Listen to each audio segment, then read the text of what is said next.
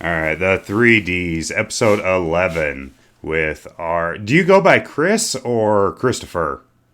You just go by Chris, unless you say my last name, because Chris Smith sounds like a holiday and it sounds fucking stupid. Okay. So it's Christopher Smith or Chris. Okay. Not Christmas. Not Christmas. All right. And you are a professional auto blogger, correct? Or I mean, sort of. I don't What work would for you call Autoblog. yourself? No, I guess you'd say I'm an automotive journalist. And blogger kind of fits into that category. For me, the difference really is journalist, you are actually like doing media stuff, like going to media events, talking to media reps, kind of going through the whole process. Bloggers tend to more comment on, like videos and things, which I do as well. So, I mean, it's all in the. Okay. Yeah, and I guess a journalist writes for somebody typically. Right. And your Motor One is who you primarily write for, right? Yeah, I've been with Motor One. I'm technically a freelance contractor, but I'm contracted to them full time, about probably 50 hours a week, and I've been with them, gosh, since I guess early 2017 full time. I was doing a little bit of stuff on the side before, in 2016. I took a small break when I was working down at the Air and Space Museum, but just through various processes, I came back to do this, and yeah, I do it every day. I spend 8-9 hours a day watching car videos, talking cars, writing about cars. Very It can cool. get a little monotonous. Yeah, I imagine it does after a while with anything when you're spending that much time with it, I suppose. I mean, there are cool things about it, and then there are just shitty things. Like, you learn really quick that Mercedes-Benz is just completely full of themselves. They'll send like a 30-page press release when they change headlights on the 3 Series. And it's like, I don't need to read 30 pages of, elegantly transfixed in the most delicate of atmospheres. It's like, it's fucking headlights. Yeah. Sorry, a little bit of anger there. A little bit of No, anger. that's fine. That's fine. We get it. Don't hold back, Chris. Yeah. Don't hold back. So I got a few questions for guests. A couple of them are a little silly. Oh, God. And then This is where he gets off. This is where it ends. He's like, I'm out. Okay. So the first one. How many 10-year-olds could you take in a fight? Speaking from experience, 3. Just 3? 2.5. Depends on how much Kool-Aid you had. So you don't have any empathy. You can go like full total Chuck Norris on these kids. Like no hold back. Like If you there's do zombies, something they're coming to kill stupid, you. It's like there's a reason to push anybody down a flight of stairs. All right? It doesn't matter. Remind me not to there's a walk in reason- front of him. He does drive a Mustang too. Oh, Shit. That means Kuipers is the odd man out here then. uh-oh. Yeah, I'm not a Got one Mustang to sell you, owner. Kuipers. Oh. I know you do. And then we've got you are stranded on a desert island with no way of escape, but you have one companion, and it's a mermaid. Do you go with a fish top or a fish bottom?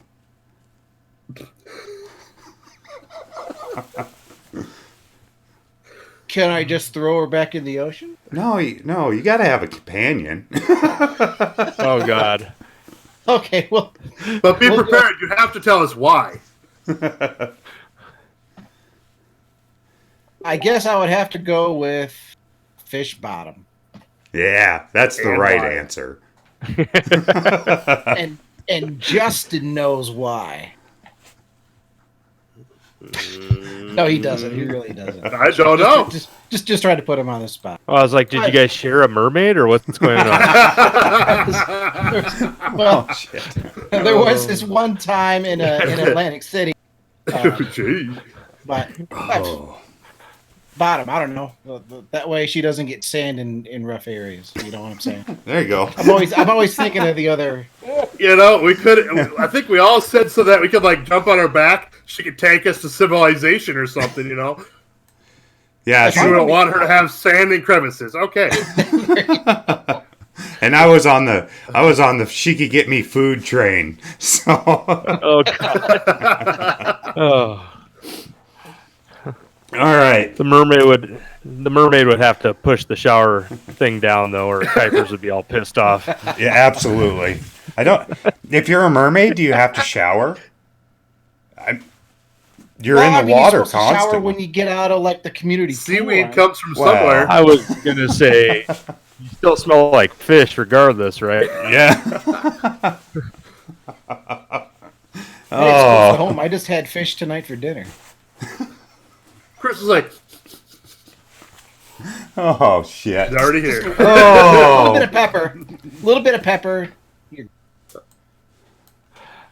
Smoking fish. That's This the only is- way to do it. This is usually how our podcasts start. This is a lot better than last week, though. I will say that. Yeah.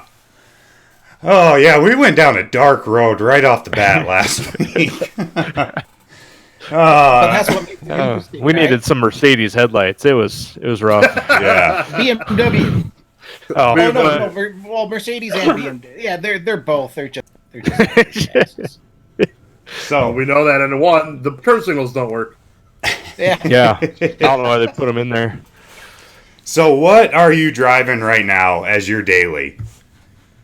2004 Mazda 6, Mazda 6S, 5-door hatchback to be specific. Cool. And then the Mustang, it's a 95 GT convertible that technically I guess is also a daily, but I work from home, so I might Right. drive it once every couple of weeks. I drive it through the winter. I throw snow tires on. Cool. Nice car. That works. And then you've been in this car world a long time. What's your favorite car that you have owned? Not Oh. necessarily a DD, That's, but This just this a is tough one. yeah. yeah. This is gonna be it's gonna be weird, right? I'll take it down to 3 right now. I had an 03 10th anniversary Terminator. It was about 500 horse. I miss the power of that car, and I Yeah. miss the IRS. And it was low mile. It was nice. I sold it when I lived in Michigan to move out here. Number 2 is probably the Sable show wagon that I had. That was it was just so well done, and I spent a lot of time getting that thing from looking halfway decent to being pretty good. I think it was badass. It was. I mean, I didn't like the way it handled, but I mean, it's a. What do you Sable expect? station It's an wagon. 80s station wagon. Yeah, but I mean, come on, It's it good had enough that it iBox on had 300 horsepower. Is It that had iBox on it, and it had brake upgrades. It should have handled better, but I have the bar Supreme. The other car I need to mention, and you guys are gonna make fun of me. 2000 Chevy Metro 3-cylinder 3-door hatch. now? Those are great fun. It wasn't It anything wasn't. cool like a Canadian turboed one or anything, right? No, it Ah. wasn't fast. It was hard as hell to find though, because I bought that back when gas prices were like $4 or something a gallon. Oh, And I specifically wanted the 3-cylinder 3-door 5-speed, and that was like one of the last ones that they made. And I mean, it wasn't fast, but it's just like it just wanted to scream everywhere. It was like I could pick it up, I put it in my pocket. It had tires that were like this wide, and it still felt like it just it would just corner. I found a shop in Dearborn. I had an exhaust leak, and they barely spoke English, and he was just like, "Oh, I just cut pipe and weld, and he's pointing to like the catalytic converter. I'm like, Yeah. okay, cool. So like $80. It had this little cannon on the back, so it just sounded like just a nasty weed whacker. And it was stupid cheap. I bought it for They drive $800. Hondas, they get it. yeah. and it was ridiculous fun. Yeah. So I don't know, of those 3, I don't know. I guess I'd have to say the wagon. So is that the think it was same cool. chassis as the Taurus then, or is that a completely different chassis that motor was put into?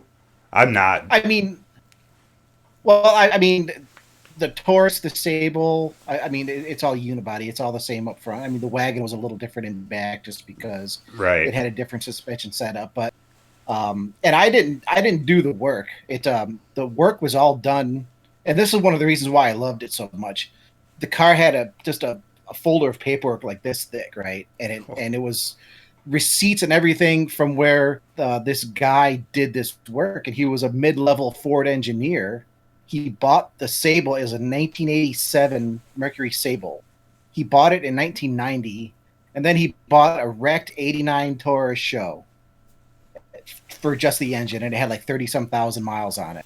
And he went through and he just ordered all the Ford parts that you would need to do a conversion or for a show engine. There were a few things that he had custom made. There's just a few small differences in the engine bay. But I mean, it was just completely well done. He put that in there with a 5-speed manual. And it had the show seats in the interior. Everything else was Sable. And I mean, I thought that if Ford did a 5-speed show wagon, that's probably as close as you were ever going to get. They did one in '93 for Car and Driver. That it was just a one-off with the automatic, and I always liked the 5-speed. So, yeah, I mean, I just knowing the history of that car, and just the uniqueness. And I've always liked wagons. I had a Roadmaster wagon for a while with the LT1. That thing was a riot. But yeah, man, the Sable wagon. That's super interesting. That's really cool. Yeah, that's always neat when you find stuff like that somebody's put that much work into it to make it look like factory and make it run. And even like the shifter tunnel, the plate around the shifter. Obviously, they didn't have one for a Sable wagon center console. I mean, somebody made that. That thing was awesome. It was very well done. It was, and when you drove it, it didn't feel like somebody had done a swap. It felt like it belonged. Well, and that's partly due to that chassis. I mean, that engine was designed. I mean, all that stuff was designed to go into the chassis. So yeah, you're right. It wasn't a cobbled together job. The guy, I mean, man, I don't know how much money he spent, but he did a lot of work. And then it just sat for. I mean, he drove it for a while, and then it just sat for several years. A friend of mine back in Grand Rapids, Michigan, who's a big show guy, he bought it and kind of did more of a mechanical restoration. He upgraded the brakes. He put dual piston calipers on the front, and it already had the show rear disc brakes. And then he did some suspension work, so he tightened up the suspension, but he didn't really do much to the body or anything else. The interior was rough, so when I got it, I fixed up the body a little bit. Did a few other just some small mechanical stuff. Got the windows tinted, obviously, and yeah, I drove it to. I had it at the Rapid City Car Show in 2015. Probably the best part. I pull up right to go into the show, and the people there, taking the money, and they're like, "Oh, parking's over there."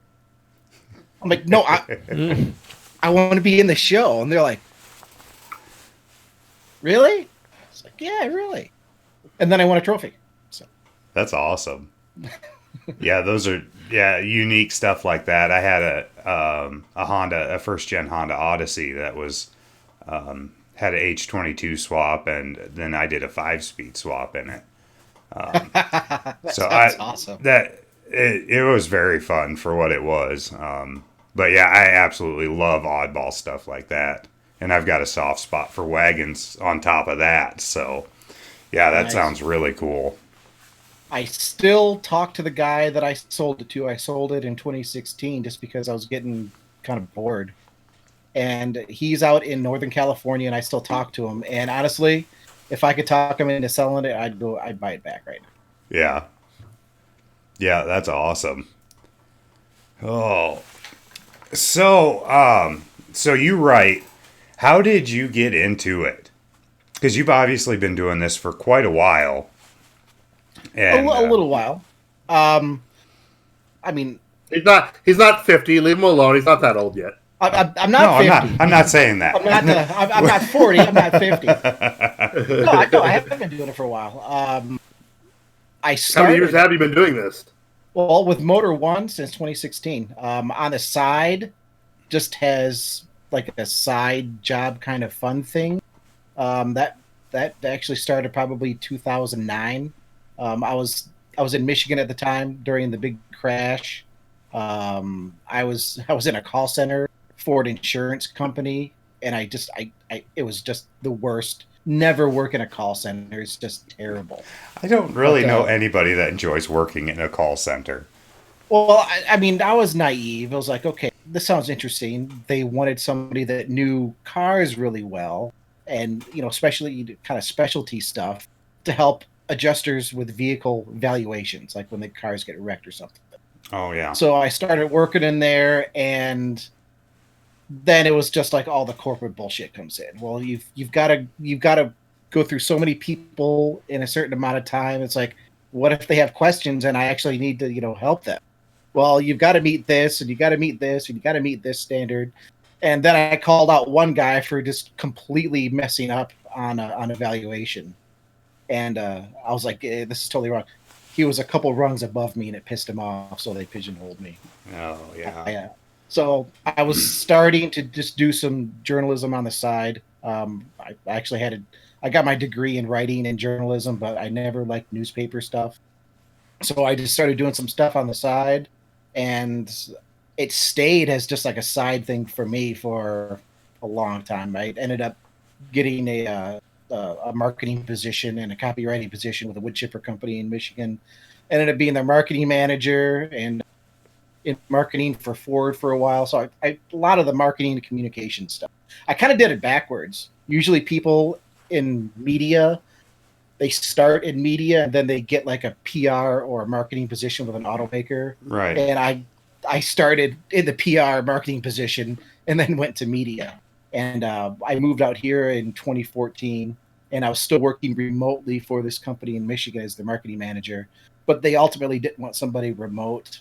And at that point, I was just starting to do a little bit more on the side, and then ended up going full time with Motor One. Oh, cool.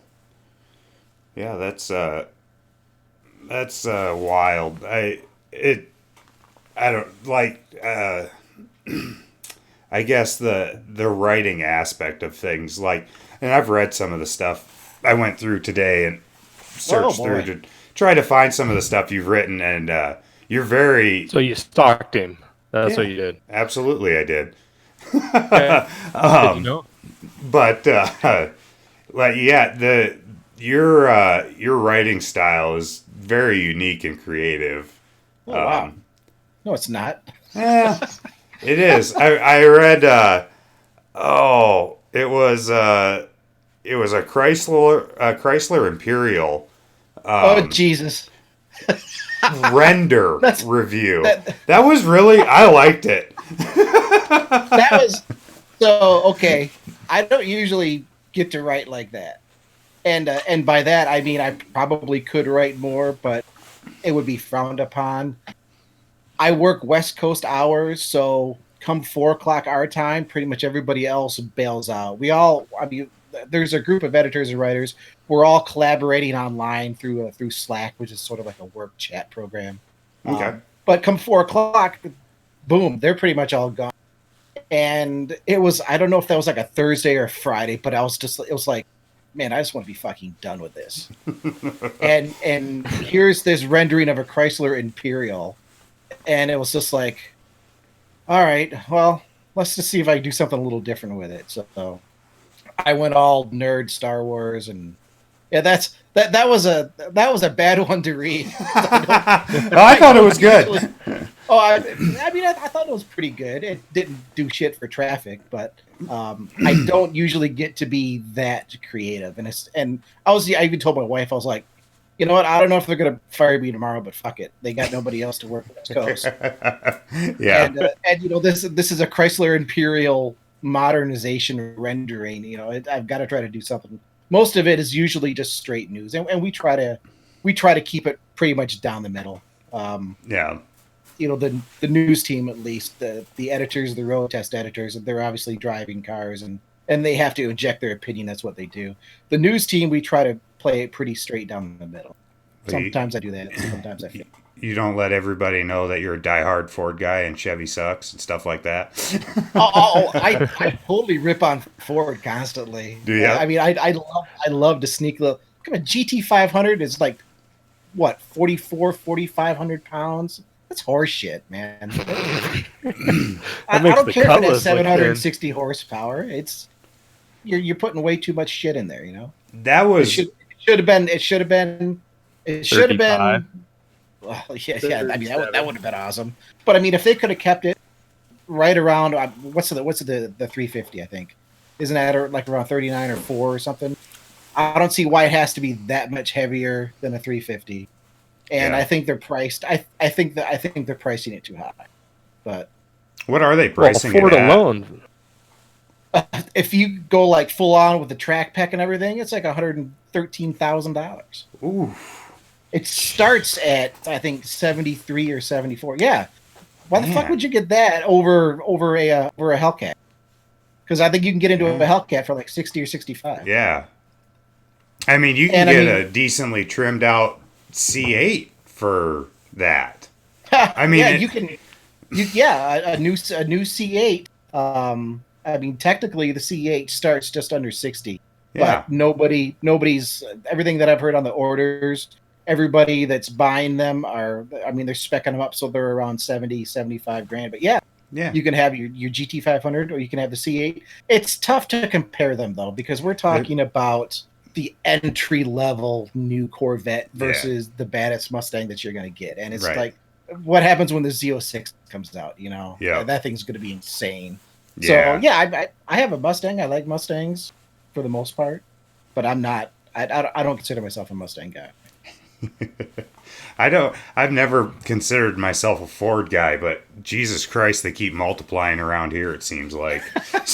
Yeah, that is one machine. Yeah, we just picked up two 2013 Power Strokes. So I like it so far. Love the maintenance on them.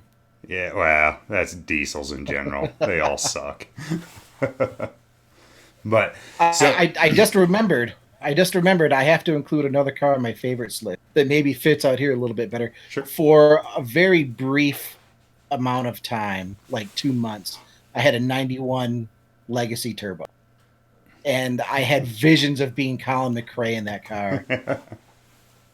I bought it and it was leaking fuel and it was rusty and I never should have touched it. But it was like it's a first gen Legacy Turbo. I've always loved those cars. And after 2 months trying to patch holes in the gas tank, it was just like, sorry, it's got. But that's one of those cars where every now and again I'm checking eBay or I'm checking around. I don't want the facelift. I want the 90. You know, it still had kind of the boxy edges. Boxier style. Yeah. The boxy style with the EJ22T. Yeah, if I find a 91 that's really good, I'm there. All right. Yeah, that's definitely a cool car. So this you kind of worked into one of my topics that I wanted to talk about tonight. Safety equipment in cars and how much they're pushing it and how much more control they're taking away from the driver and the driver experience. If you got lane assist, you've got, a lot of the new electric stuff has almost self-driving, and everything adds weight. It disconnects the driver from your vehicle more and more. It adds, Isn't that what they want to do, though? Because that gives less risk of human error. Yeah. And until the machine screws up and, I don't know, accidentally hits a person crossing the street in Arizona. Right. Which didn't happen. Yeah, it did. Yeah, or you get people that start hacking them. Too. Yeah. I actually did an article a while back, and it just kind of came back in the news recently where somebody put like a piece of tape over a speed limit sign, and it could fool Tesla's autopilot to some degree to make it think it should go 80 miles an hour. And here's the deal: the tech is still in its infancy, and a lot of automakers I think want it to go quicker than it should. Yeah. We have fully automated self-driving cars. They can drive themselves. Yep. Can they do it reliably and safely? No. And that's where we need to just kind of step back a little bit and figure out, okay, what's going to happen if a machine makes a mistake? Yeah, who's at fault? Is the driver? It seems to me the driver has to be at fault because ultimately the driver is the one responsible for the car. But at the same time, if the car is built like Cadillac has their new Super Cruise, right? Where Cadillac tells people straight up, this is hands off. You do not have to have your hands on the wheel. You still need to be behind the driver's seat looking forward, but they tell people you don't have to have your hands on the wheel. I mean, we're not necessarily talking about safety there. We're talking more about legal and what's going to happen when, not if, but when something bad happens. Yeah. And yeah, it absolutely all adds weight. A lot of these systems, I mean, you can call them safety systems, and to some degree, I think a lot of them though are more assist systems. Yeah. Like lane keep. Yeah. That's not necessarily safety involved like automatic braking. I think automatic braking is brilliant. I think every new car should come with automatic emergency braking as long as you can switch it off easily. And the reason I say that is, God forbid, nobody ever wants to intentionally hit anybody, but the one time in your life where you might be in a situation where you need to, the last thing you need is your car saying, "Oh, nope, we're not going to hit that person." You know? Yeah. I mean, we're not going to push that fence out of the way and get away from this person trying to get in your car, or whatever that looks like. I mean, at first glance, it's almost kind of funny. Oh yeah, ha ha ha. But I mean, seriously, if there's ever one point in your life where you need to use your car as a weapon, yep, being able to just, hey, hit a button really quick and get the hell out of Dodge. Yeah, because a lot of that is just buried in menus. Traction control, trying to turn off traction control. Like on our Ford Flex, you've got to go through like 2 or 3 different menus to get into where you can actually shut off traction control. And even at that point, it still doesn't fully shut down. Because if you try to slide it or anything, being an all-wheel drive, you can feel the front corners braking to keep you going straight, which is ridiculous. Yeah, it's like I said, it's a double-edged sword in a lot of ways because a vast majority of drivers are never going to turn off the traction control. They don't necessarily want to slide. There are situations where having traction control might hurt you a little bit, just in the same way. And this is a controversial opinion of mine. There are times when a seatbelt will kill you, right? Yeah. Like 95% of the time it won't. But 5% of the time, maybe it will. And there are basically laws that say, okay, 5% of you have to die. There shouldn't be a law saying that. But again, it goes back to trying to balance, the masses with the individuals. Overall, the safety systems, like automatic braking, they're going to be beneficial. And to be honest, I love driving. I'm an enthusiast. I love going out and just ripping up the roads, having a great time. There are some times when I don't want to deal with shit. Yeah. And if I can push automatic mode and let Knight Rider take me home, cool, man. Yeah. No noise, no stress. I think back to when I was living in Southeast Michigan, commuting from Ann Arbor to Dearborn on I-94. I mean, I don't know if you guys have ever been, in some of the major areas like that. Traffic out here ain't shit compared to that. I listen to people talk about, oh man, Omaha is really 3 o'clock on Friday. It's like, no, man. Come with me and we'll go through Chicago at 4 o'clock. Yeah. I just flew into Detroit 2 weeks ago. I had to drive down to Toledo. And drove down to Toledo. Yeah, I know all about how bad traffic is. No, Atlanta. 275 down to Toledo. Oh, Atlanta's terrible too. I'm in Atlanta probably at least once a year, if not twice a year. And you got 8 lanes going one way, and there's packed. There's no, if you need to get off, like 5-6 miles up, you need to get the fuck over or you're not going to make your exit. It's Yep. yeah. And you know what? In that situation, if I can set it to turn on autopilot and set it up for traffic jam assist or whatever Yep. different names there are, kick back, dude, let it. Yeah. I have no interest in driving a car in any of that. But when I get out into the wilderness, cool. So Yeah. really, the solution is have one bare bones car like an S2000, right? Yep. That's just minimal stuff, and then you have your car that will do everything for you.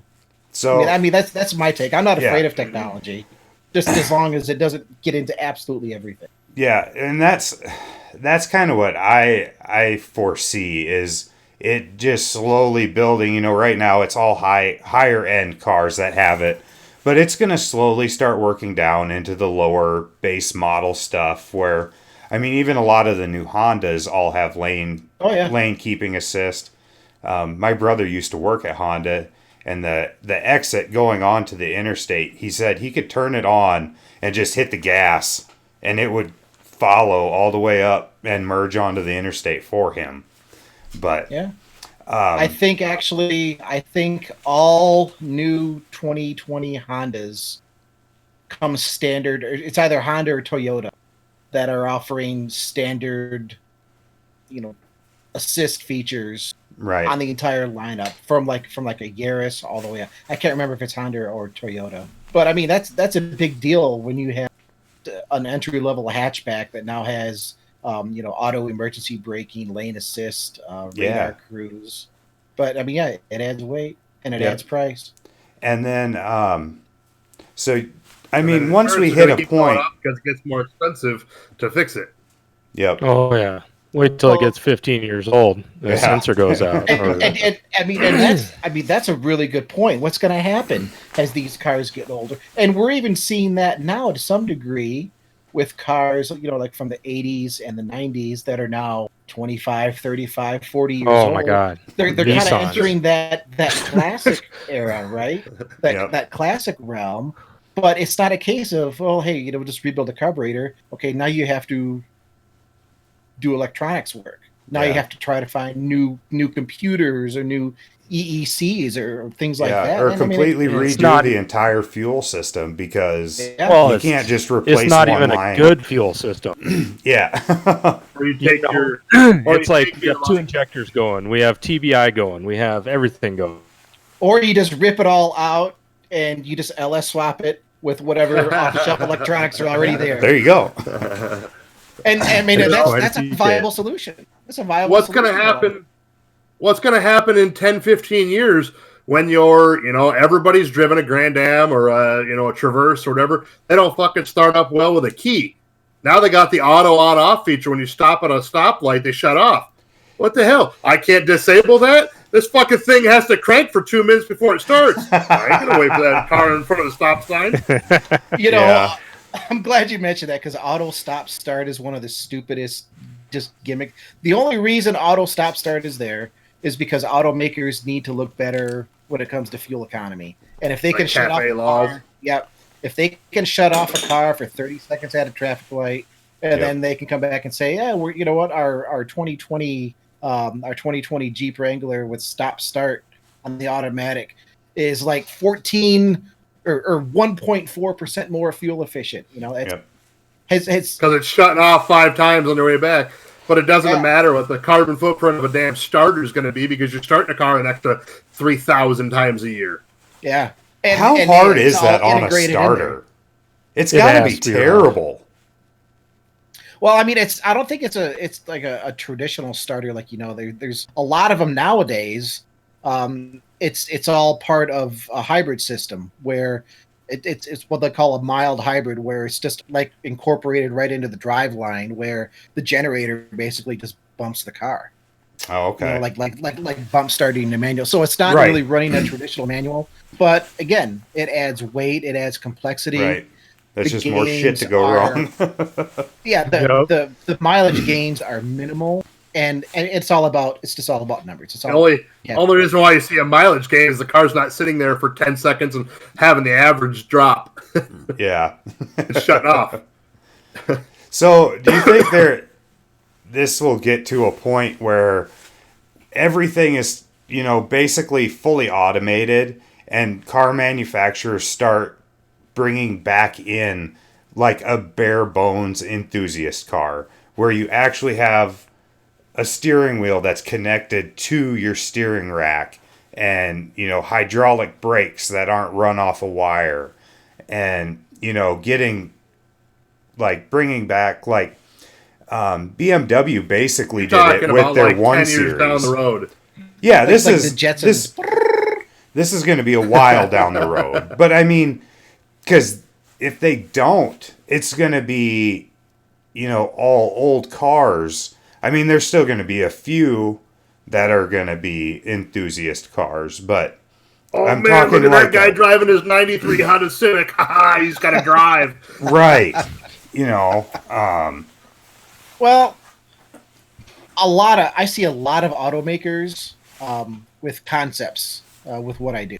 And you'd be surprised at how many automakers envision a future like what you're talking about, where cars exist, but you don't drive them anymore. Yeah, they're just a way to get somewhere. It's like an automated personal mobility machine. Yeah. Where you get in and you tell it where you want to go, and it just goes there. And I mean, no controls, no nothing. And the interiors you just punch it in and you're going. Reconfigurable. Oh, you don't even punch it in. It's all voice command. Wow. I see that. I've seen that a lot, and I don't see that happening anytime soon. I think automakers maybe want it to happen to a certain degree, but until something significant changes with our infrastructure and our roads and just how people travel back and forth, you're never going to. I mean, there's too many variables.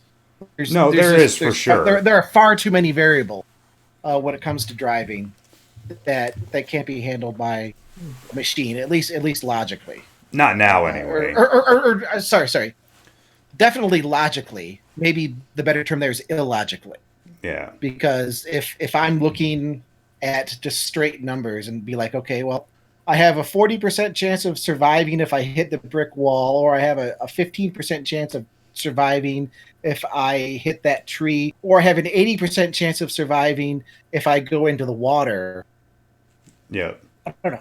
I might hit the brick wall because hello, I can't swim. Fucking machine doesn't know I can't swim, right? I can swim. Right. I'm not lame. That's, right. But yeah, it's just got to clarify. Hey, we're hefty. We float. No, David, your boobs float. Whoa. But yeah, so I mean, that's that future. You know what? I don't even think that future exists. I think that's just a complete pipe dream. I hope you're right. If we get to the point where there are personal mobility vehicles, they won't be cars. It'll be something completely different. The notion of more than one person getting into a vehicle. It'll be like a group ride share, like bus or SUV, where it's 6 people going to the same place, just jump in this mobility thing. You don't actually own it; the city owns it, or whatever. Yeah, and it might only have prescribed routes that it follows. That sounds like a shittier bus. Anywhere. Sounds no different than New York City as it is now. Yeah, you got buses, Ubers, limos. The subway. How many real cars do you actually see there? It's just the machines can cuss you out now instead of the driver that you can't understand. So, you have to press. I mean that's my take on the future. And there will always be some measure of pleasure driving. And I think it was. It's all going to be VR. Oh God! we're just gonna sit at home. It's the Matrix. Well, they already do it. This shit's happening. They do it with drones already. It's all VR. It's all first person with drones, with drone racing. You strap on a headset, go fly around. Yeah, but at the end of the day, you're still sitting at home. Yep. Or you're still sitting. So I think it was Jay Leno that made the analogy when the car, the horseless carriage, if you will, came out. It kind of freed up the horse to not be this main mode of transportation, but just something to be enjoyed. Right. Horseback riding as opposed to something you have to do. And I totally see the car going in that direction where, okay, if you have to go from point A to point B, maybe you use this appliance or whatever. And then when you want to go have some fun, you go get into your car for fun. And in 100 years, I mean, I still think there'll be cars for fun. Yeah, We'll be doing the Jetsons. Then over here in the corner in the valley, there's going to be this racetrack or like open road for you to drive, and yeah. It'll be like a drone track, only you're actually in it, which I guess doesn't really make it a drone. I guess it makes it sort of like an airplane, or a quadcopter or something. But, that's and that's something I don't ever foresee happening is like personal flying machines. It's just not. What the hell are you talking about? You own one. Well, I do. Yeah, when you can actually get it up in the air. It's that what I do is a little different. I fly a paramotor, but that you need. We haven't witnessed this yet, just so you know. I think nobody's witnessed him fly this. There's pictures of legs out there, but yeah, I don't think they're his. No, they're my boots for sure. You can see concrete on them. Oh, you put them on somebody else. No. My boots. Go take a picture so I look cool. But stuff like that, the general public is too stupid to.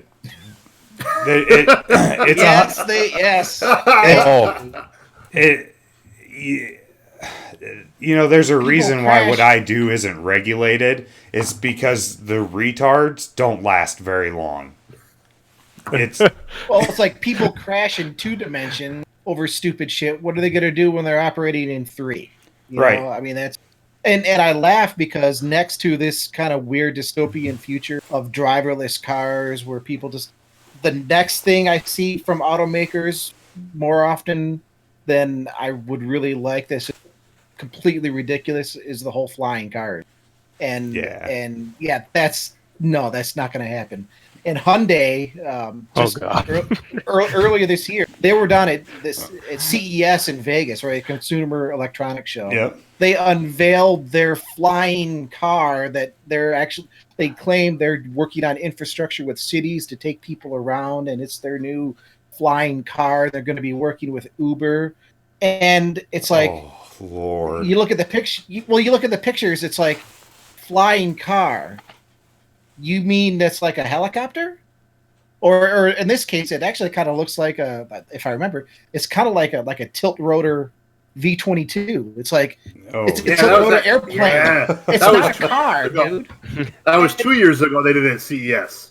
No. I think maybe they talked about it 2 years ago, or they had like there was a white or a black helicopter at CES, and I do know what you're talking about. Yeah, this year they made an even bigger deal about it, and it's just like they kept it's their flying autonomous car, and it's like, dude, you mean a helicopter?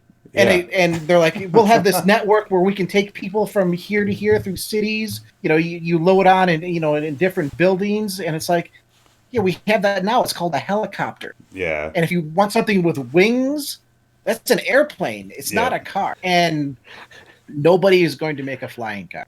No. Not until we figure out anti-gravity and we all have our, which I'd be the first to that. But that's the only way you're ever going to see a flying car. And even then, I mean, if people crash into each other now, just I'm looking at my phone and traffic stop. Yeah. If you're doing vertical with that too, it's like, no, man. And there's so much. There was a meme on Facebook that was kind of funny about flying cars. It says we can't have flying cars because y'all can't keep your tanks off E. Falling out of the sky like, I know my car. I can see Cammy being like that, or Karen. True. No, she was. I've got like another 10 miles. Yeah, we're good. See, at least with what I do, when I run out of gas, I just glide back down to the earth.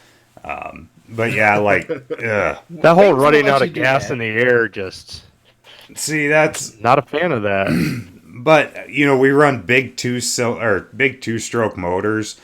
they have failures midair. That's something you expect to happen, basically. You always are looking for somewhere safe to land and get out because, having a bubble in your fuel line or turning too hard and killing the engine accidentally or, inverting, doing barrel rolls because you can do that with them will starve the engine of fuel and kill it. And if you're not able to get it restarted, you have to land somewhere. So, because all of the motor down whether you like it or not. Yeah. Do you have any? I mean, you don't need to go through any certifications or FAA. No, it's considered an ultralight. Okay. So, okay, yeah, I see what you're saying. Yeah, so it's just me. I'm not allowed to have a passenger with me. And I went through training to do it. It's not, you could go buy equipment and try to run into the sky and not die. It's just not something that I want to do. I would prefer to live. So flying isn't. I mean, there's a lot of there are a lot of things going on. I took ground school in high school, and I got like 7 hours of flight time before I was like, "Yeah, this is too expensive." Yeah, but it's if people bitch about going to the DMV to get their license renewed, it's like go get a pilot, and then see all the things that you have to learn and all the things you have. Yeah, it's this, and this is one of the safer forms of aviation because you can't unless you collapse your wing, which really shouldn't happen. And if you have enough altitude, you can typically fix it. So you really there are people that die doing it, but they're typically in a situation where they shouldn't have been. They were out flying the weather, or they didn't have the skill to be flying in the weather that they were in, or hitting power lines because they're flying too low. There was a guy in Spearfish, I believe, that killed power up there twice, died the second time that he did it. So he wasn't very smart. Yeah, it's just dumb shit. So let's give everybody flying cars. Yeah. Or let's get people on these like quad flying motorcycle things with fucking 4 goddamn head chopping off blades on them. And but that looks like so much that fun. Does look like a lot of fun. I would love to do that. Holy shit, I would do that. Yeah, that looks like an absolute blast, but Jesus Christ, that's dangerous. Or see a bee and kind of swat and lose a leg because you wiggled a little wrong or something, or But yeah, they look great. Some of the so I'm part of quite a bit of like homemade airplanes and different things that people use to get in the air, and you see a lot of wild shit. So I've been tempted by ultralights, and I've wanted years. Yeah. When I was thinner. Yeah. I don't know if I could get off the ground now. What I do is you'd have to have a good propeller and a lot of lift. And like it's a hang glider. There are no propellers. Yeah, well, you can. There's powered hang gliders. Oh, there are. Oh yeah. Well, what fun is that? That's like just a fragile airplane. Yeah. Well, that's all a paramotor is. He says it like it's normal. Yeah. Is a paraglider with a prop on your back.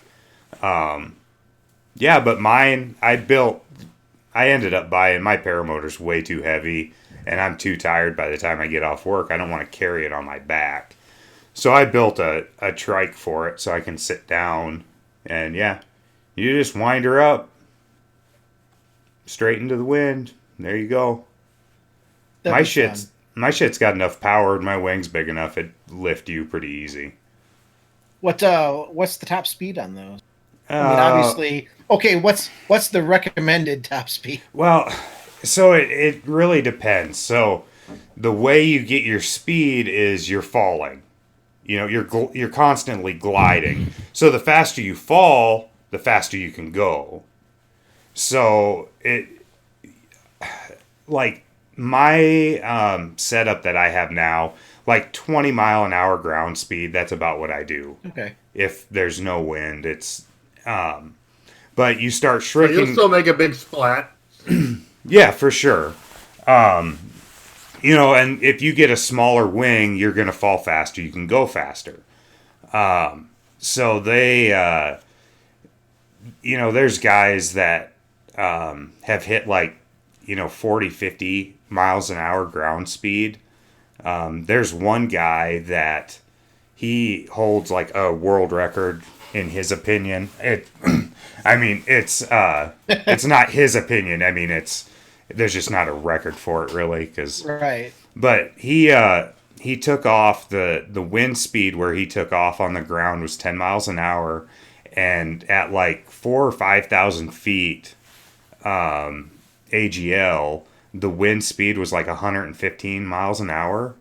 So he climbed up, spun a 180, and went with the wind, and he clocked a ground speed of like 110 or 120 miles an hour on his paramotor. Awesome. Oh, Yeah. Yeah. That's cooking. That's got to be awesome. nerve-wracking. Yeah. Well, he's a Black Hawk pilot too. Oh, so he's got no fucking fear, anyways. Yeah. So yeah, he does some wild shit, but he's done that like 2 or 3 times where the wind speed on the ground has been good enough that he can actually take off and get up to that height. And then, the only issue he has is typically, because you're doing 110 miles an hour, you move a long way. And we go slow typically, and we, enough gas to run, an hour and a half, 2 hours. And so he gets so far out, he can't get turned around and get back to where he took off from. So typically he has to land somewhere he doesn't know and then call somebody to come get him. So, yeah. But it's... Where'd Bob end up? Oh, he's over in Wyoming. Yeah. Well, and... he's in Gillette. Yeah, so... It's wild. The instructor that I went and trained with, he just he's a paraglider typically, and he holds the world record in Montana for the longest cross country flight, and he went like 400 some odd miles in one day on a non-motor paraglider.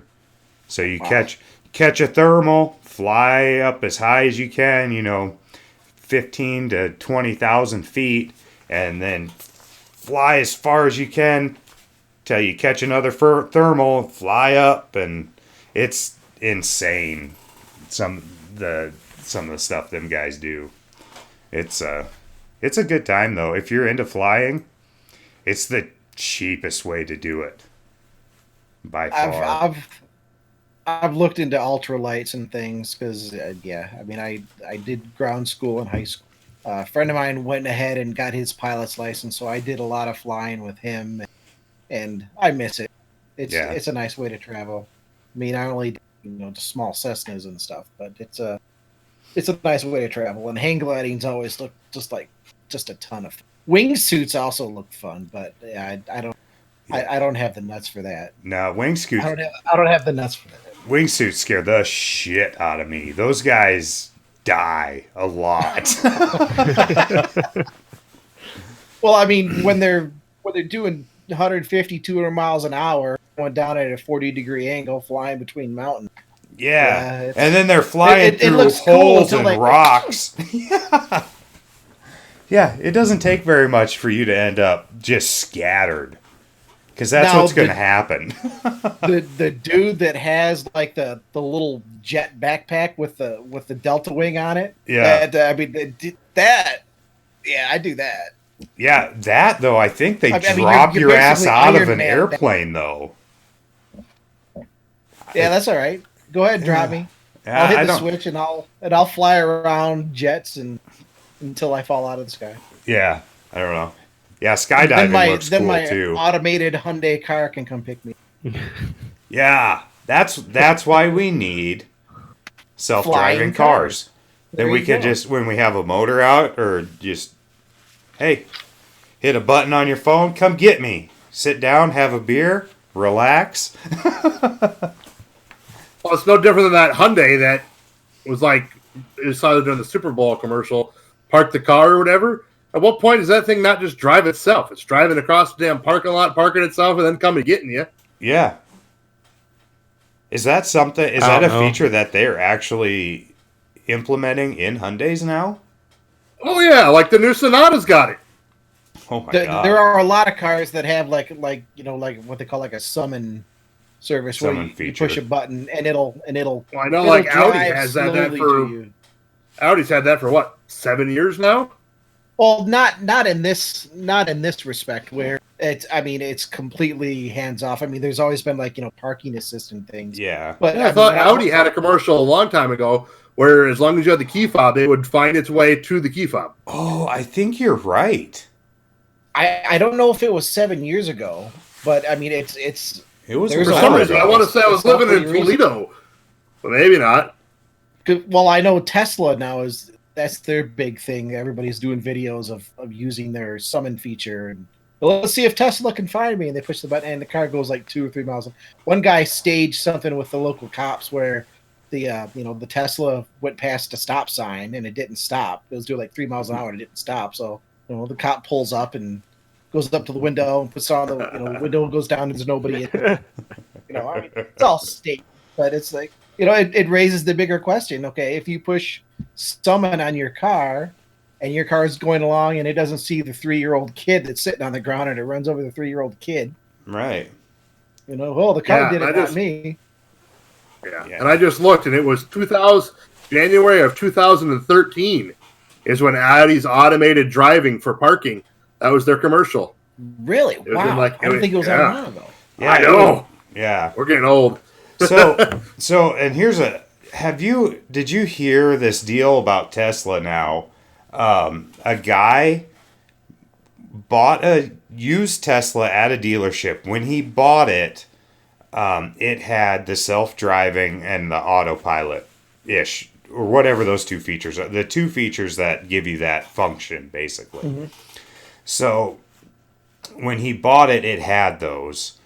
And the original owner of it had bought those from Tesla when they bought the car. So, like a month or so after he had bought it, Tesla did an audit on the car and saw that it had those functions, but they decided that he didn't actually pay for those, so they removed them from the vehicle because it wasn't on the used cars list of features that he paid for. I haven't heard that story, but I mean, I do know that Tesla has a lot of their features that are really just over-the-air updates that basically can be unlocked, with a command. So I wouldn't. And I thought Tesla, after that whole deal down in Phoenix or wherever it was, kind of scrolled it back and kind of deleted or altered their programming for the self or autonomous driving. That they changed a lot in an automatic update. They did. I know those cars. When you go back to your house and it's hooked to your home Wi-Fi network, they will automatically do updates at night and things like that. Yeah. Because I know there was a guy here in town who bought a Tesla, but it had a salvage branded title, and he was not aware of that. Well, he was aware of that, but didn't think anything of it. Well, Tesla actually bricks the ECU on salvage branded vehicles because then it is no longer part of their warranty or whatever else. And because the vehicle has autonomous driving, it is now bricked, and they will just the second it hooks with the Wi-Fi, it just turns off and you're screwed. So don't ever buy a Tesla for salvage Teslas. Jesus. Yeah. Well, I know when autopilot first became a thing, and people were starting to shoot videos of them setting autopilot and climbing in the back seat and just doing stupid shit. I mean, First of all, falling asleep or playing chess while Yeah. going down the interstate. I mean, Yeah. there is something of a debate that I've had with other people whether or not Tesla should even call it autopilot, because that assumes that the car autopilots does itself. not need you. And Yeah, and- because it's not and- really. It's an advanced cruise control for the most I part. mean, it can take control of the steering, the throttle, the brakes. It can do all that, but it can't manage that in a driving environment that's more than pretty much a divided highway with Yep. fairly light traffic and straight roads. And I watched. There's just too many ways to fool it, and Tesla kind of dialed back some of that capability, and they plugged in additional requirements where, okay, I mean, you're supposed to have your hands on the wheel at all time, and if you get too distracted or if a few things happen that that the car deems as unsafe, it just shuts off autopilot.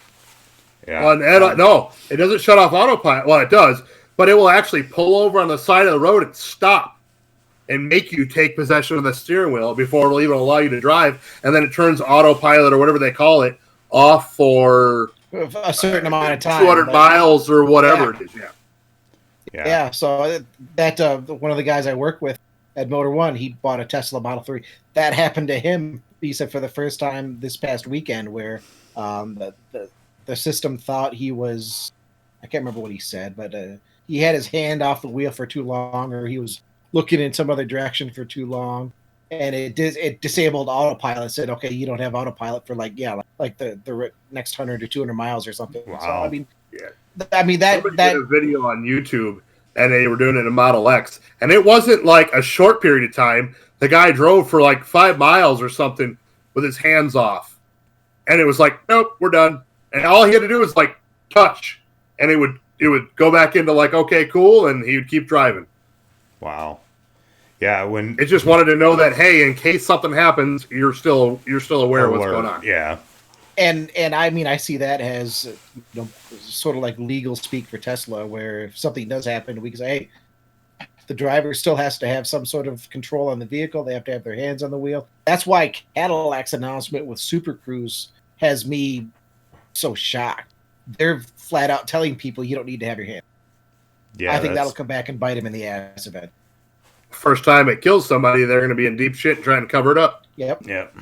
But Yeah. Cadillac's in deep shit anyways. They don't know what the fuck they're doing. But that's Cadillac. I mean, besides the CTSV, are they really even that relevant? CTSV is gone. What? There is no more. CTSV got canned last year. See, that's how into stuff I am. Jesus. But Weren't they talking about bringing out a new replacements or something? So here's what's happening with Cadillac, and the mess kind of started. I guess I think it was about a year ago or a little than a year ago. They made this announcement where, okay, we've got our CT6, the larger sedan, and we're going to make this brand new engine called the Blackwing V8. It's a 4.2 liter V8 twin turbo with the turbos kind of tucked, inside the V.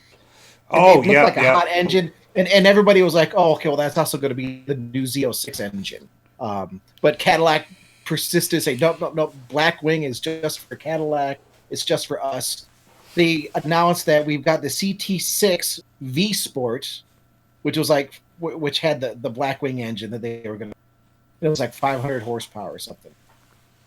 They then said, "Well, okay, we're going to make the CT6 V Sport just the full-on V. And we're going to get rid of the ATS-V. We're going to get rid of the CTS-V. And then, something else will happen in the future." Well, it wasn't but like 2 or 3 months after this CT6V announcement, they said, "Well, okay, we're actually going to cancel the CT6." So they had this Blackwing V8 engine that looks amazing. They put it in the CT6 for, I think, like one model year. And that's already gone. So they funnel all of that development. That's gone. They dropped the CTS-V. They dropped the ATS-V. But then last year, they said, okay, we have new sedans coming out. They just changed the name. It's now the CT4 and the CT5. So CT4, CT5, CT6. CT6, no, gone. CT4 is like the new ATS. CT5 is the new CTS. And none of this is confusing at all, right? So, Yeah. I mean, it's just CT4, 5, 2, 4, what the fuck, you know? Yeah. So then they said, But I will give them something that new Escalade is sharp. we haven't even got to Escalade yet, and your opinion is shit. Sorry. we'll get to that. We've got to discuss the CT4, the CT5, because their PR people just totally bungled this. They said, we're going to launch the CT4 first with our V model, our nice performance model. It's like, ooh, cool. Basically, the ATS is coming back. The ATS V, that's coming back. Awesome. So they do this whole big pomp and circumstance thing. Here is our CT4V. And it's got the V6 with, I think, like 320 horsepower. And it's like, are you guys kidding? The ATS-V was like 400-some horsepower. Yeah. So they announced that, and then they said, oh, here's our CT5V, the new midsize, awesome V performance car. That had like 355 or 360 horsepower, I think. Oh. Nothing even remotely. And everybody was like, what the hell is going on here? These cars are a joke. They might be decent cars. They look pretty good, I think. But it's like, these aren't performance sedans. And then it was like, I think 3 or 4 days later at the Detroit Grand Prix, Cadillac has new prototypes that they're running around. And they're like, oh, well, these are actually the real performance cars that are going to come out later. They still haven't come out. We don't know exactly what they're doing. The theory is that Cadillac was going to do this whole Blackwing performance division with like a CT6V Blackwing, a CT5V Blackwing, a CT4V Blackwing, all with these Blackwing derived engines, and it was going to be awesome. And then they realized that they're hemorrhaging money to the nth degree, and we can't afford to do any of this. So now they're trying to figure out what to do. And then in the meantime, they come up with Escalade that has just the stupidest face ever. I like it. The thing is just gargantuan and just ugly. The interior is cool as hell. I'll give them credit for the interior. Escalades have always had great interiors for the most part. Well, and this one, I mean, they've got what is it, like 30-some inches of total digital displays when you add it all up. I mean, it's just a digital dynamo. They have I think it's a 36 speaker sound system. Yes. Oh my God. It's and I laughed at first. It was like, well, this is just a dick waving contest. Oh, we can get more speakers. They tie the speakers into the GPS system. So when you are doing, like turn by turn navigation and there's a left turn coming up, there's enough speakers, you only hear it on the left. So you're getting like directional prompts. And I'm like, well, that's kind of a trick. That's pretty interesting. That's kind of ingenious. They have microphones embedded, so it's just naturally people talking up front. Their voices are broadcast to a moderate degree in the back, and vice versa. So I mean, it's got some decent tech. It's just that's a horrible idea. Then my kids can hear all the shit I talk about them. Yeah. What was that, Davis? That up? Yeah. You pull up a 2021 Escalade? I can. Like, tell me that doesn't look like a vehicle straight out of Cars. Yeah, kind of. It does. No, I think more Transformer-ish. Sure. Well, I'm glad you pulled that up, because is that an Escalade? Isn't it supposed to have chrome trim on it? What the fuck? It's an Escalade. Who's going to buy a blacked out Escalade? I would. I'd rather, Yeah, I'd rather not take. Then why don't you just get the Yukon? I don't think the Yukon AT4 or whatever. I'm not a fan. Right. I don't know. The more I look at this, I'm not a fan of that. I don't care for it at all. This what it should have been and what it would have been. It should have been. That's a Yukon, yo. Yeah. No, it's not. It's a GMC. Yeah, it is, but yeah, I like that. I like that a little bit better. But the grill is still. I'm not a fan of this whole larger than life grill trend. I think it's ugly. I think it's ridiculous. Yeah. Yeah, I'm right there with you. And speaking of which, I just got spy shots today of the new Ford F-150. First time we've seen it with stuff pulled away from the grill. So here's what Ford is apparently doing with the F-150. They have the grill from the new Dodge Ram. Oh, And I they saw have- this on Facebook earlier. Somebody was saying Yeah. it was the Dodge grill and Yeah, that was me. fuck was it? It's Was that you that said that? It's got a Dodge Yeah, grill. there we It's got go. GMC headlights.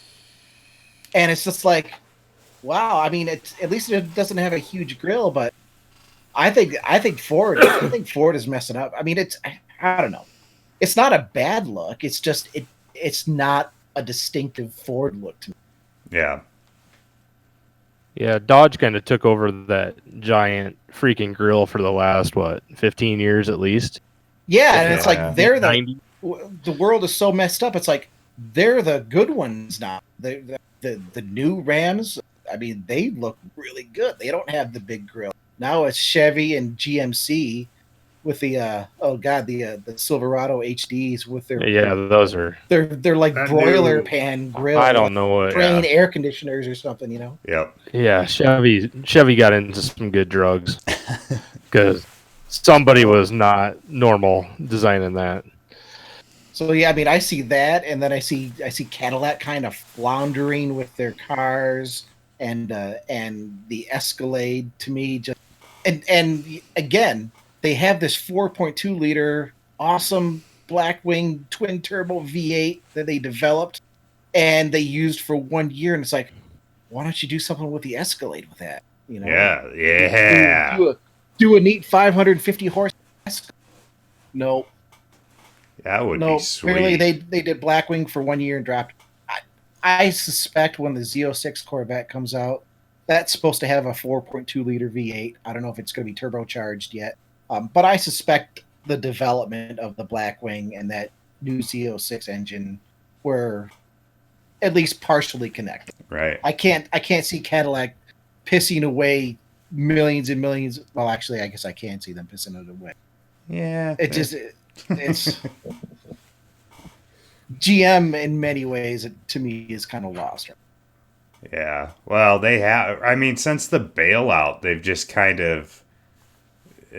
Well, and even before that, since the 80s, GM has just kind of sucked. The new Camaros are kind of cool, and the Corvette's always going to be a great car, but they've got. I mean, they've had their. they've had their hits and misses. I mean, they're doing really good right now. SUVs. I'm not a really big SUV fan, but Yeah. I mean, like the Equinox is a really good seller for them. I think the Camaro is awesome. I think the Camaro is great.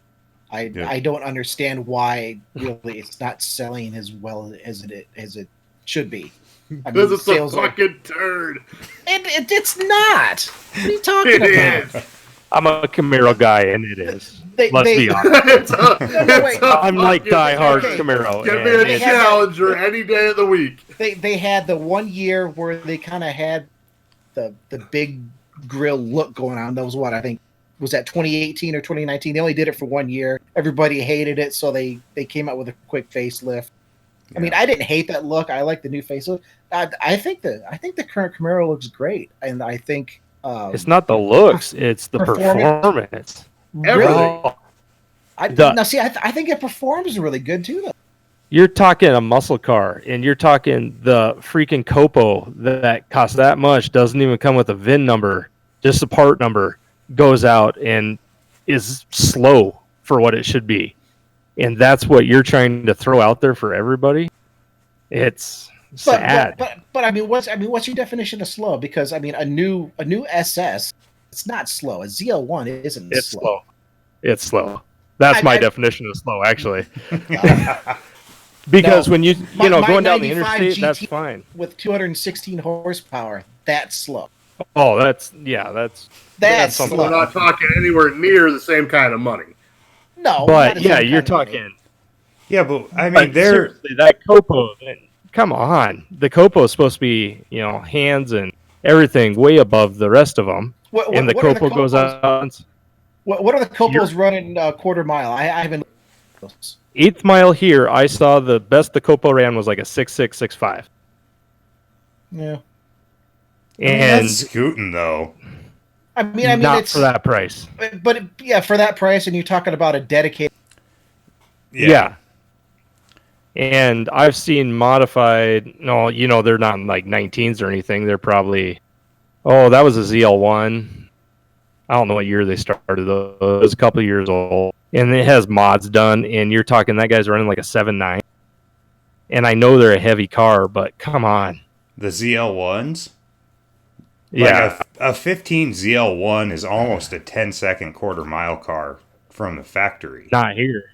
Well, Not here. Here's different, but I mean, Well, but we're talking real world here, man. If you got a fast car here, you got a fast car anywhere. Yeah. I but- could give a shit less what something runs at fucking sea level. I That's mean, not where I Sea drive. level in a fucking November day with no sun. I mean, stock The for wind stock going the though. right They're way. Are they really that far off from the Mustang, like a 5.0 Mustang or like the 6.4 Challenger? And I mean, and that's kind of what I'm thinking of too. I mean, speed. One, I think they're fast. I think they're plenty fast. There might be other cars that are faster, but unless you're John, always other cars that are. And I also think they're better. I just think they're better overall compared to like a new 5-liter GT. Just the way they feel, just the way they handle. I just think it's a better overall package. See, now I'm a Chevy guy, and I can compare a 15 Camaro to a 15 Challenger. Not even, not Demon, not anything fancy. It was whatever. Challenger RT. Yeah, and other than I would have drove that Challenger daily, especially after I put the blower on it. I would have fucking daily drove that thing. That was one of the only cars that I'm like, this one's a nice car to drive. I can see out of it well. It handles good. They're all fucking heavy, let's be honest. I don't know what that thing weighs, but there's hundreds of pounds of difference between the three of them. Yeah, and visibility in the Camaro is atrocious. A black it's horrible. That's definitely a downer there. I don't know. The Challengers to me, I mean, Challengers feel like just a good old school kind of muscle car. Camaros just feel a lot tighter to me over. Yeah, and See, the Challenger felt more. Mustang is somewhere in the middle to me. The Challenger felt more. It was definitely more comfortable, and it felt a lot nicer. And now the Camaros to me they've just felt cheap, and that's just I can give you that. The heads-up display, they do have that cheaper feeling. That. But I've never. That's a gripe that I've had with auto journalists for years. Everybody bitches, "Oh, this car feels cheap inside. This car feels cheap inside." Well, yeah, you're not paying $100,000 for a BMW. There's a reason. Well, I don't care about like leather quality and all that shit. It's just you can feel a lot more rattle. A lot more vibration. Feel cheap. Feel plasticky. Yeah, that's kind of how I would put it. It's not, and they're all made from basically the same crap. Let's be honest. Yeah, but, I mean GM is it's decades. I mean that's kind of a hallmark. I mean even the vets, the C8 is getting some pretty good accolades for looking better, but even the Corvettes have always had kind of this. And again, I don't really think it has that cheap of a feel, but a lot of journalists that I talk to, it's just there's a lot of arrogance in that field. Yeah. Oh, sorry, yeah. When they're driving. Sorry to the other journalists that are. Nobody's listening to this. There's a bit of arrogance in there. To their defense, I mean, like a lot of editors, I mean, they're driving different cars. They might drive 3 or 4 different cars a week. So when you hear somebody talking about, their opinion on something, well, how many of you guys out there have driven, 200 cars last year? It's you get a sort of an overall perspective, but at the same time, I think a lot of times you lose context. Yeah. Well, they forget how much a car costs compared to the other one. Yeah, and you might not realize that, maybe this Camaro and maybe this M3 aren't really comparable, or at least the same kind of buyer isn't cross shopping. Yeah. Yeah. So Yeah, or then going- suddenly, Yeah, driving a Mercedes one Challenger, day, then Mustang, going into Camaro. an American car the next is gonna skew your opinion a that's- little bit. That used to be Oh, the yeah. same way with, you'd hop in a Tigger, then hop in a Civic. And you'd be Yeah. like, well, this is a fucking lot. This car don't rattle near as much. This Yeah. car feels better. Yeah, and that was, like 20 years ago. I mean, it's even like on my 17 Sierra, fucking 17 Chevy versus Sierra, even same package. The Chevy dash, the Chevy door panels are all plastic. The or the GMC ones are all wrapped in leather. It Yep. just feels way nicer. and I think a lot of automakers are kind of figuring that out, and they're trying to spruce things up a little bit more. Yeah. And I got a big gripe going on lately. oh, Okay. God. What makes, especially GM here, GM think that a family that needs a Suburban is going to go spend 80 grand on a Suburban when you can get the same freaking the truck for at least 20, 25 grand cheaper? it's not just you.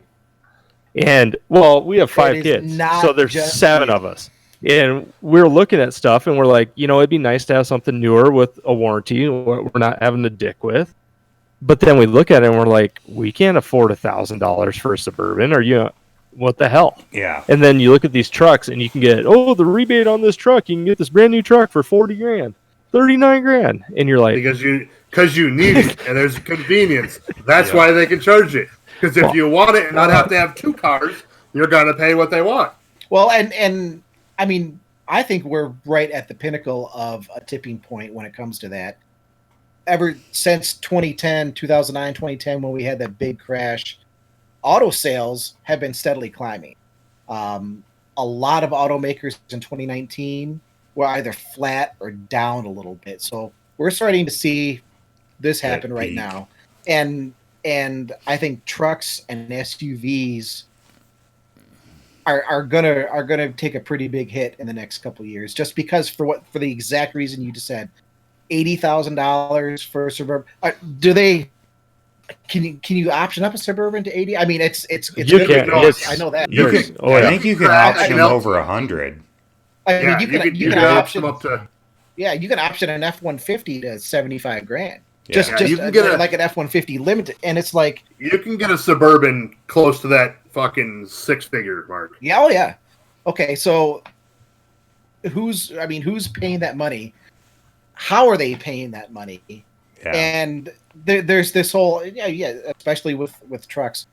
I'm not a big truck fan, I have to admit, but there's this trend of just put big wheels, put big tires on it, put a lift on it, charge an extra 50 grand. that's those for Black something- Widow packages or whatever else they were Yeah. coming up with. RMT. And They I- put Yeah. the cheapest wheels and tires and the dog shit cheapest fucking lift kits they can get.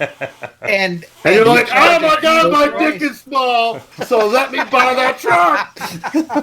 Dude, But that I price mean, here's the sheet thing. on those lifts is retarded. It is fucking retarded. And it's a We- FabTech kit. It's a fucking $800 lift kit. And it's going to Yeah, fucking they're fail charging you like in 6 5 months. grand. And Oh, we they're charging write more than about that. trucks. We write about trucks like that all the time, and they are constantly like some of our biggest articles for traffic. People are just flocking on these trucks, and it's just like, man, that's going to run out here eventually. That they're going to run into a wall where it's like, especially, God forbid, if gas prices go back up, Yeah. just $3.50 a gallon. What I would I like don't to care. see is they start lowering the height of these fucking trucks again. Because right now, outside, I have a 03 F250, I've got a 08 F250, and I got a 13 F250. And they progressively get fucking taller by a couple inches every But generation. look at the masses, though. Everybody wants more ground clearance. They want Everybody bigger- wants they to want run the bigger, bigger bigger, wheels and bigger. tires. Yep. Yep. Look at your 03. Your 03 with a leveling kit, you may be able to clear 35s with a little bit of rub on a Super Duty. Yeah. On a fucking 13, on a 17 or newer, a leveling kit, you can clear 37s. Well, they're seeing everybody wanting to go bigger tires and bigger wheels. Yeah. So they make them taller from the factory to try and accommodate the masses. Yeah, and for me it sucks because I have a rack on my truck that I have to put shit onto. Well, just buy the power steps for another $5,000. yeah. Well, There you go. I've got to put stuff on from the side though. Tailgate, yeah. Get that tailgate, the GMC one that flips down and the has six like multifunction shit in the tailgate. truck. Yeah, that hits I the was hitch. playing with one day at the dealership. Yes, it would too. Yeah, no, they came out with that, and the next day there was some guy that had a video. He goes, check this shit out. Click, and it goes, thump, thump, thump, pang. Right into the fucking hitch. Nice big old dent. And that whole bed is what? Carbon fiber, I believe, now, too. They have the God. Carbon Pro, which is a carbon fiber bed. I'm trying to remember. I think that you only get that on the GMC Sierra right now. But That's I think such a bad idea. That's like a $75,000-$80,000 truck. See, we've got a... No, there was one at the dealership today for like mid-50s. With the carbon bed. I thought so. Wow. Maybe not. See, we Maybe that was had... the other one I saw. back in the early 2000s when they came out with the Duramaxes with the 1 tons, all those beds are made out of fucking plastic on the outside, and they just shatter. It's blow up. Yep. Yep. Yeah, we hit it. That same with old GMC. Like my '05 GMC step side was plastic bed sides. Yep. Yeah, we And hit a frozen you tap one Gatorade of those when bottle. it's cold, it's gone. Yeah. Yeah, Thank exploded the side. We should have learned from Saturn. Yeah, no shit. Yeah. Or fucking Yeah, Honda in the 80s. Oh, there you go. Sir, your whole door's missing. Yeah, it's plastic. I love that. I can't get in the window. Smash the window. No, smash the door. It's Yeah. cheaper. Oh, Saturn, what a good company. Well, Hummer's coming back. Maybe we can get a Saturn. Oh, my Oh, God. Jesus. They can do a Pontiac reboot before a Saturn reboot. I'll be okay. I'd be okay with a Pontiac reboot. Just don't bring back the Grand. No, Don't fuck bring it Or like the what? Grand Prix. There are Anything that there starts are a with few Grand. cars that I really detest. The Grand Am is one of them. Sorry, I just See, I loved them. I I absolutely never- hate working on them. If they just sat there and looked good, it'd be all right. they don't Like look Grand good Am though. GTs? They Still look decent. no, No. come on, with all that plastic. I What had year are we talking? Like 03, 04? How about 86 to whenever they? quit making That's it. that weird fucking squint eyes. Those things were cool. No. In what universe was that cool? You drove a Sable wagon. Let's not go there. I'd rather have a Sable wagon than Oh, that. for I'm sure. gonna have that Sable wagon, yes. When that Sable wagon came out in 1986, that was the shit. That was the car of the future. Those cars were so cool. They were in fucking RoboCop. That's how cool those I cars know. I can think You of didn't at see a least Grand three Am other or RoboCop, cool did cars you? in 86. I think I it had was. a Those 99 cars were Grand really Am. over. That thing was fucking rock solid. We drove the absolute I had a shit out of that 96 thing. 96 Chevy Lumina. That motherfucker did a lot of burnouts and had a lot of burnouts in it. So What the a Grand horrible Am, car. Did that have the 4 or the 6-cylinder? Mine had a Was that- 4 in it. Okay, so that's what the 2. 2.4, Was I that think. the maybe. 2.4? Yeah. The 2.4. That was a fairly decent engine. Yeah. I'll give you that. The only- The 3.4s were just Yeah. And the only reason it actually blew up, the water pump went out. Wait, let's stop a minute. The only reason it blew up, okay, please. Well, and it didn't really It had blow up. 500,000 miles. So the water pump went out, the water pump had gone out in the middle of summer, and I had put water in it just to keep it cool because it was leaking. And I don't remember exactly what happened, if we went down to Georgia for a while or what, but we came back and it had froze and cracked the block that way from leaving water in it. But yeah, other than that, it was a good car. It wasn't nice, but it drove. It was a good AB car. But yeah. It's just, maybe it was the time I spent in Michigan. Every time I saw a Grand Am, this is what I saw in the driver's seat, okay?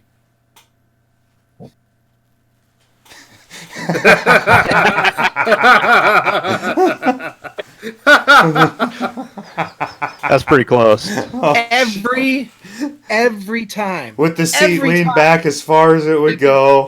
The Grand Am. Gangster lean, yo. So it's like you're like this, you know, in the seat. You're not here. Let me face you. So it's like here's the seat. It's like no, you're like this. Yep. That's about right. And I think so so was in the I mean, owner's maybe- manual, maybe I actually, spoiled it how to for drive it. Yeah. Yep. I had my Roadmaster wagon. I had a '94 Buick Roadmaster wagon, and I was hauling a full size pool table in it at the time. That's how big the back was. I was taking a pool table that I had over. I was going to buy it. I raced a kid in a Grand Am, and I beat him. And that was in my wagon, hauling the pool table. The poor guy. That's one of my fondest street racing memories. Did that is have a third row fantastic. seat in it? Oh, it had a massive third row seat in it. Yeah. Was it Did the they- jump seat that faced It was backwards? facing the Yeah, backwards, the right? jump seat that faced backwards. Oh yeah, Yeah. Fuck yeah. yeah. Those roadies, oh, huge in back. That's what. With everything folded down, I could haul a 4x8 sheet of plywood. I mean, straight up. There you go, Kuipers. No, my grandpa actually has two of them sitting at his house. That's when we would go back east to visit my grandpa. Me and my brother would get in the fucking back, riding the jump seat to church on Sunday mornings and stuff. It was a good time. And I mean, it had the LT1, so in that it was 260 horse. It didn't have the big tune, but it wasn't Yeah. hard to get it up to 300. The wagon that I had, it had the tow package, so it had the tighter rear end with posi. And I think those cars back in the day, I mean, like bone stock turned like a 15.2 or a 15.3, which I mean that's slow now, but in '96, Yeah. shit, man, this is a full size wagon with wood Than the guys. Camaro Love was that. back. If I find that's another one of the. If I find a good one, I'll get another one. And Need to doing snag an it. LS swap with a T56 6-speed, yeah, there are kits out there to do that. Oh, cool. Well, shit. We've been going for a while, fellas. I Chris guess is you used got, to 10, 15 minute podcasts. Yeah. Yeah, I'm popping done. Oh, you got anything you want to shout out? Social media wise, shit you want people to follow or check out? I mean, I'm CH Writing at CH Writing on Twitter, but I'm not the type of person that tweets all the time. I only tweet when something is actually important. And I'm sorry, seeing a dog licking a window and thinking it's cute is not important. No. Motor1.com. Follow us. Okay. Get your auto news from. Yeah, I will say this because I'm really proud of the work I've done with Motor One. When I started in late 2016, early 2017, Motor One used to be World Car Fans. Motor One kind of bought that whole franchise, and we've just been working and working and working. And right now, it's Motor One, Car and Driver, and Jalopnik. All three of us are kind of bouncing back and forth as the number one site in the country. So Awesome. when I started, we weren't even in the 10. So we've just been trying to build it with good content. We try not to get like too clickbaity on stuff. We're not writing about people dying in car crashes or shit like that. We try to back check stories that come in. Everything happens at such a fast pace. Yeah. You can't always do the diligence that you like. But we've built a really good site that has strong content, and we've got people going to new car reviews and new car launches and events all over. We just had a guy out in Vegas driving the C8 Corvette. So, and I work the daily news desk for West Coast. So I'm really fortunate to sit at home and write about cars all day and get paid. And I mean, it's not huge pay, but it pays all the bills. I'm not going to complain about that. So, Cool. Motor1.com. All right. Well, there'll be links in the description. Thanks for coming Nice. on. I No, enjoyed man. it. It was a good time. Well, In have case to you have can't you tell, back I on kind of again. like talking cars. Yeah. All right. Well, I'll have links in the description. Go check him Sweet. out. Thanks for coming on. Yeah, good chatting, everybody. The 3Ds, episode 11.